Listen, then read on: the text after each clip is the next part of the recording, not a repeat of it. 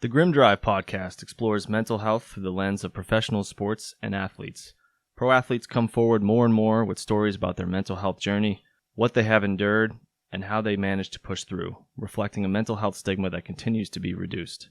Pro athletes also leverage mindset to achieve peak performance, as well as representing and often driving elements of popular culture through the use of social media, technology, and personal branding. This places athletes front and center as role models for people of all ages, giving them a platform to reach many and deliver important information, including information about mental health.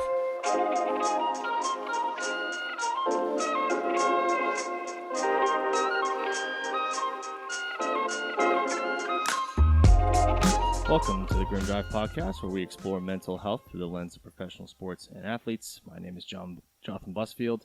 I am not here with John Cuna today. He's actually taken this one off, but he'll be back next time. So the topic for today is sort of more of a general updates on sports / mental health related news. I am going to be focusing on kind of Jackie Mac and maybe talking a little bit about Alex Caruso in this episode. Alex Caruso is a player now for the Bulls in the NBA, played for the Lakers for a few years as well. So we'll get into him a little bit later in the episode. I'm going to start with Jackie Mac. So Jackie MacMullan is a columnist, sports reporter extraordinaire. We've talked about her in a past episode. I think it was the episode on Jackie Mac and sports media, or mental health and sports media. And so she's very well known, particularly in the Boston area where John and I are from, and where we still reside and work. Jackie Mac is very well known in the sports world as someone who is very skilled at what she does, being a journalist, was able to kind of span multiple generations and really sort of, cut her teeth in an era where she's probably, or definitely the only woman doing it, which couldn't have been easy. She's also just great at what she does. The content she creates and has created for a very long time is always just A-level. It's like really good stuff to read. She's also someone who, she created sort of that mental health series on ESPN. I want to say around 2015. It was a 5-part series. We talked about that in the episode we did on Jackie Mac specifically, and that was a big thing. I mean, obviously we're going to slant towards that kind of stuff because of what we're interested in, but you can tell that the 5-part series she did for ESPN, I think one was about Kevin Love and his anxiety. There was another one about OCD, which covered Shane Larkin. There's another one about referees. So there's 5 parts to it, and it was just really well done. It was really in depth. You can tell she spent a ton of time on it, a ton of effort. Not just getting into the details, but really getting people to open up in ways that they really hadn't up until that point, and getting specifically male athletes to open up about those things. John and I know firsthand how difficult it is to get guys to open up about difficult topics, and any topics related to mental health or emotion or things like that. And Jackie Mac did that really, really successfully. And so one, that's just impressive in its own right, but also you can see that was the foundation for the kind of floodgates opening over the last 6 years, and all these athletes kind of coming out and talking about stuff. You can very much, not saying it was all Jackie Mac in the 5-section piece that she did for ESPN, but that was a huge part of it. Obviously we can tie back into other things that happened before. Specifically, I would say Meta World Peace, thanking his psychiatrist or psychologist when he won the title with the Lakers, maybe 2010.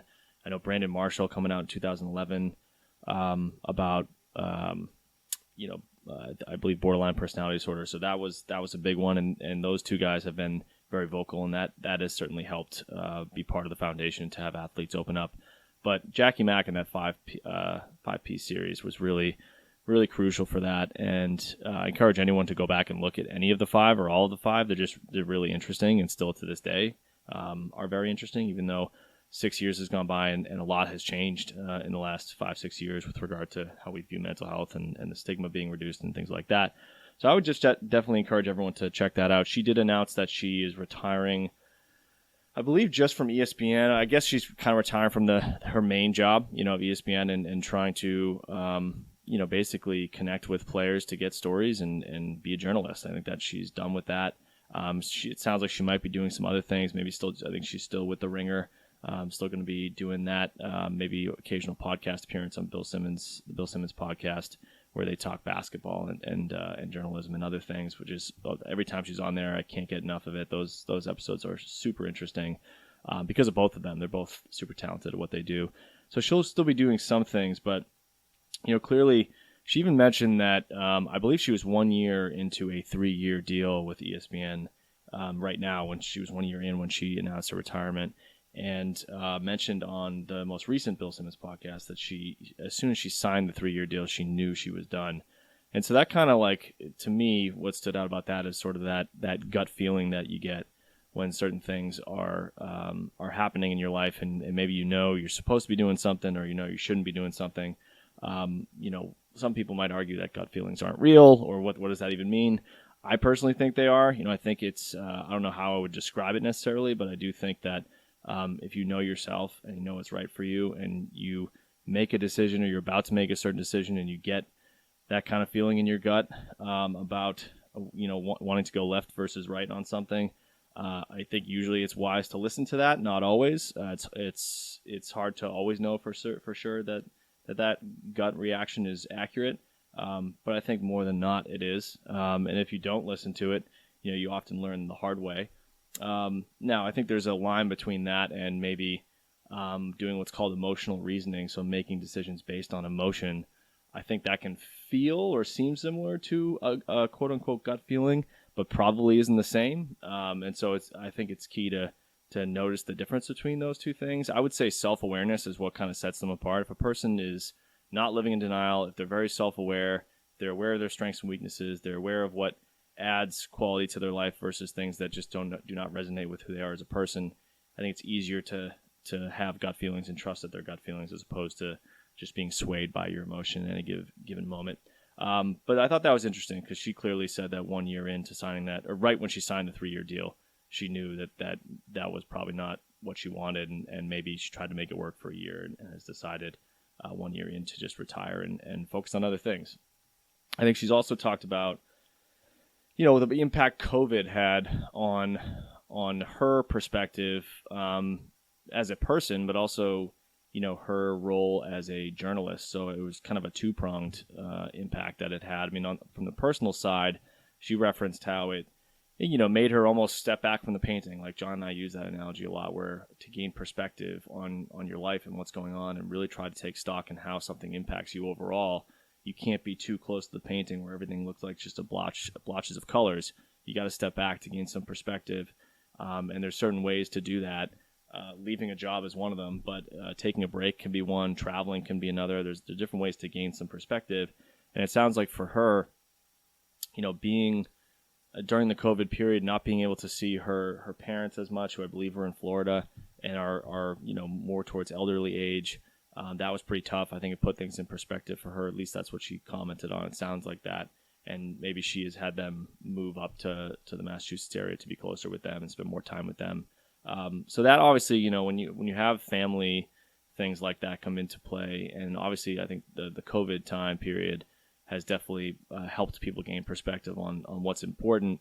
And it's led to a lot of people making decisions differently about work. And it's not just Jackie Mac. I think you've heard, I don't know if this necessarily relates to labor shortages in the U.S. and some of that stuff that's going on, but it does seem that a lot of people are looking at work differently, and they're maybe edging towards living life a little bit more than working to live instead of living to work. I think is it's shifted that for a lot of people, which I think is a good thing. But I guess it's individual in terms of how you make that decision. So that was on the personal side, how COVID affected Jackie Mac. On the professional side, she spoke to how it was edging towards this anyway. In pro sports, with access being just different, access to athletes has shifted. In Jackie Mac's era, and maybe until a few years ago, it was more of like, if you got there early, you're in the stadium, you can talk to people person to person, maybe in the locker room after the game, that kind of thing.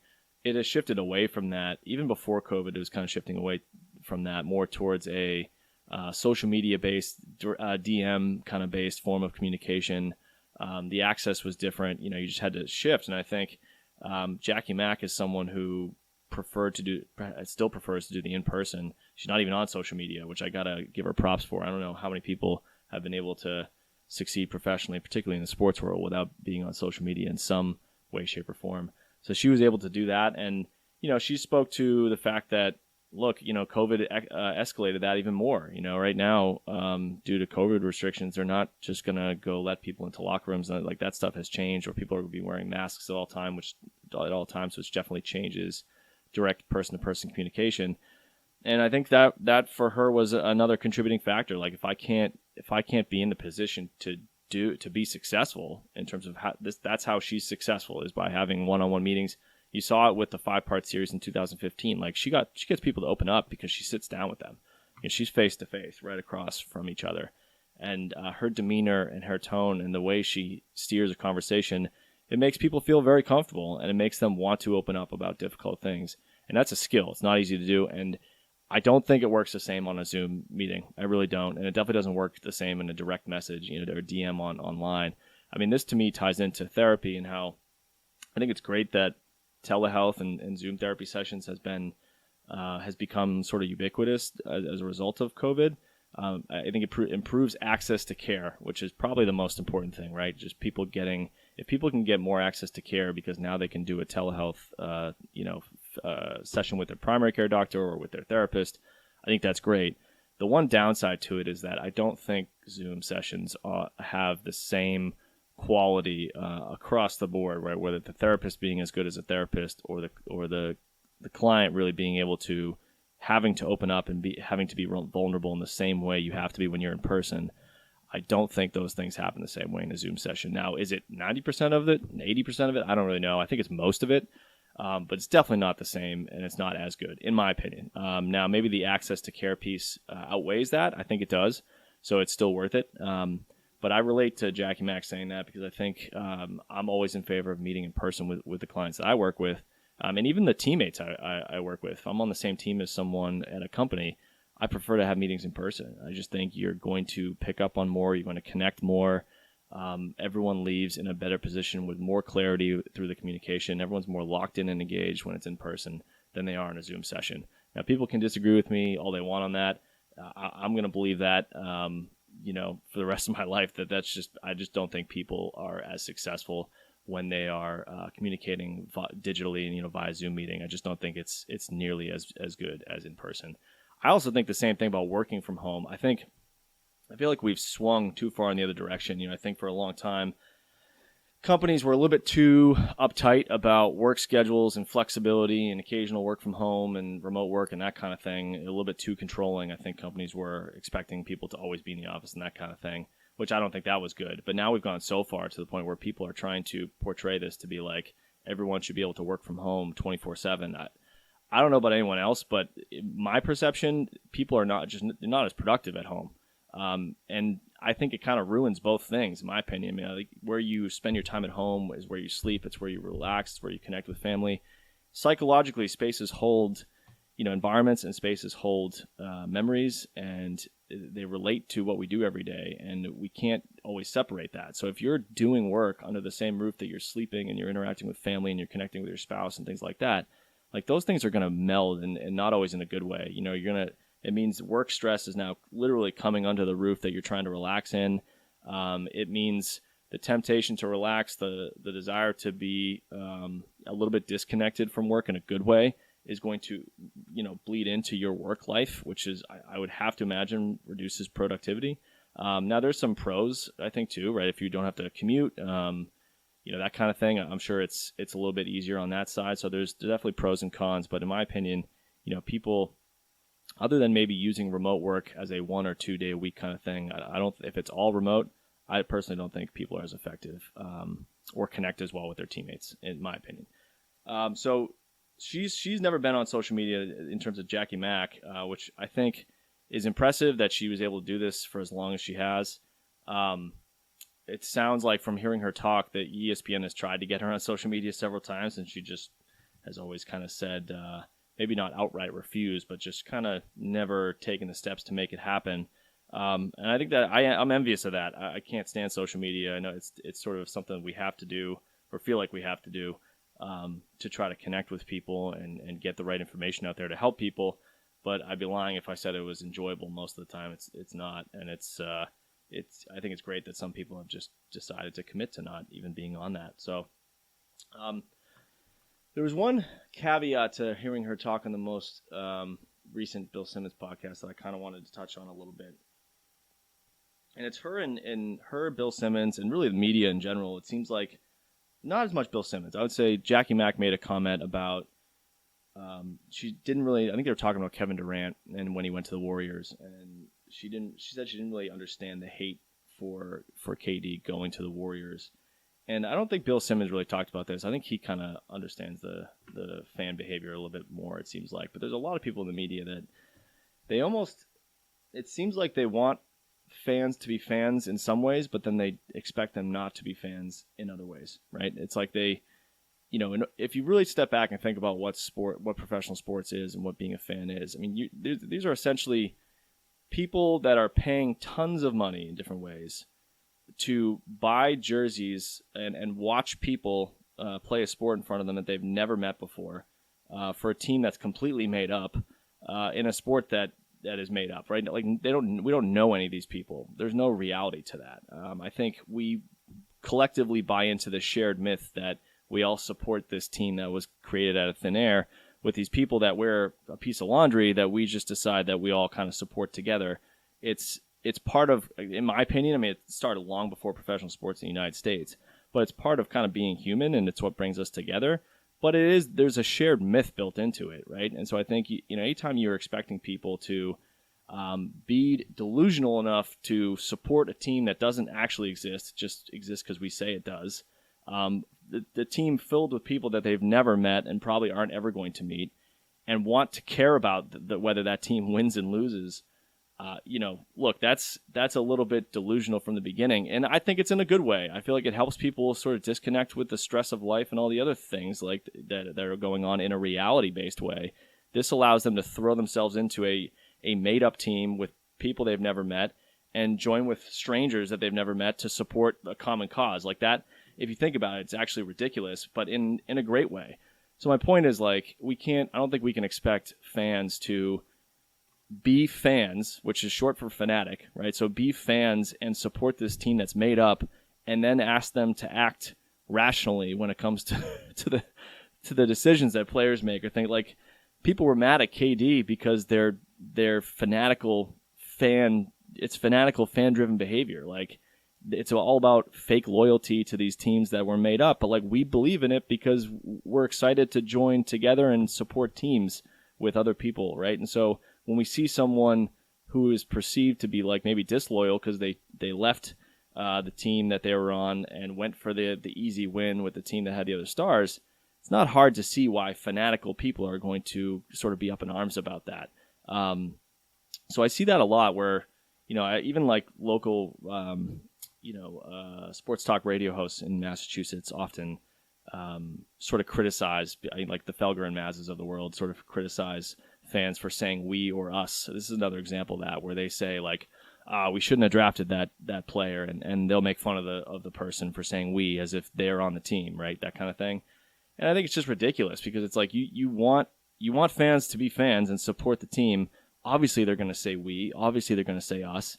No one really thinks that they mean that in a literal way. They mean it in a sports fandom way. Like we're all in the same kind of supporting group, right? Like if you're a Celtics fan, are you going to say like, I hope we do good this year? I hope we do well this year? Yeah, of course you are. Does it mean you literally think you're part of the Celtics? No. I think anyone with half a brain knows that that's not what people mean. They're saying it in a sports sense. So I think I've seen a lot of this stuff across social media and with sports media where I think they're edging towards like wanting to give players the respect they deserve and wanting to really not look at players as product, which I understand. But you can't expect fans who are fanatical to in one sense be fanatical in the way that they're going to pay money to watch strange people they've never met play a sport. But then, so you want them to do that so that there's a market for this. But then you don't want them to act like fans on social media and other things. Like you can't have one without the other. You got to take the good with the bad across the board. So that was just a little mini rant. I want to talk a little bit quickly about Alex Caruso. So to me, Alex Caruso, he's a basketball player for the Chicago Bulls. He played for the Lakers for a few years. He's a great example of grim drive, in my opinion.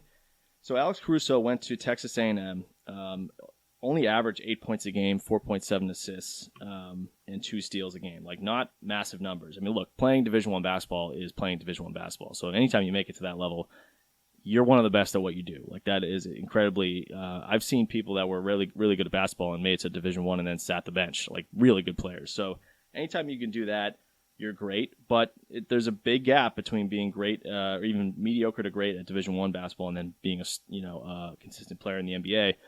So he goes undrafted out of Texas A&M. I think he was on the summer league team for the Sixers. They let him go. Then he was on the Lakers summer league team, and they signed him to a two-way deal for 2 seasons. Signed him to a two-way deal. He was in the G League for 2 seasons, trying to make his way up. Eventually, got some playing time and was able to sign a 2-year, $5.5 million deal with the Lakers. Was on the Lakers for a few seasons, and really, was just a gritty player. And just signed a 4-year, $36 million deal with the Bulls. So this is I think that's a great story because if you look at the way he plays, he's someone who works harder than most people. He's defensively driven. He's sort of a pest on the court. He's just, relentless with his defense.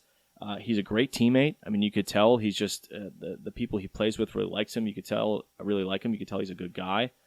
He treats people with respect. It seems. I'm not on the team, so I don't know. But his game is about work ethic and outworking people and playing defense and playing defense at multiple positions, I think. He's made comments about he likes when he's able to play on a team with people that are better than him because it elevates his game. I think that's a really cool comment because it shows that he's not intimidated by players with more skill or who are better than him. He relishes that. He wants to be around that because he knows it helps him get better. He also made a really cool comment about why he thinks other players get stuck in the G League or never really get out of the G League and they don't make it as a pro. And what he said was, it's a problem of approach. Like they are approaching the job interview in the wrong way. That's the way he phrased it, which I thought was really interesting. And what he said was, it's almost like going to a job interview thinking you're interviewing to be the CEO when the company's looking for a janitor. If you go in with that mindset, you're really just completely missing the mark. And I think that he was referring to that happening at the G League. People in the G League are sort of auditioning as if they're going to be the next Michael Jordan. And what he says they're looking for, teams are looking for, people that can guard multiple positions and be a good teammate. They're not looking for the next Michael Jordan, right? So they're not looking for a CEO. They're looking for, maybe not the janitor, but someone who's a team player that can do multiple things across the board and help out and fill holes. And I think he's sort of insinuating that if people in the G League approach the job interview from a better perspective, more accurate perspective, they might have more success. So anyway, I thought it was really cool that to see him sign a 4-year deal for $36 million just shows you, if you keep grinding and you're smart about your approach and you're honest with yourself about who you are and what your role is going to be, good things will happen. If you're delusional about what your role is going to be or what you think it should be because it's going to make your ego feel better about things, then I think you're gonna miss the mark. So I think that's it for today. Just want to remind everyone, to go on YouTube, leave some comments, hit subscribe if you can. We're trying to get that number up because we want mainly more than a number. We want comments. We want people to interact with some of our podcasts and give us some feedback. So we really appreciate that. We'll put all the links in the show notes as usual. And thank you for listening to this episode of the Grim Drive Podcast, and we'll be back next week.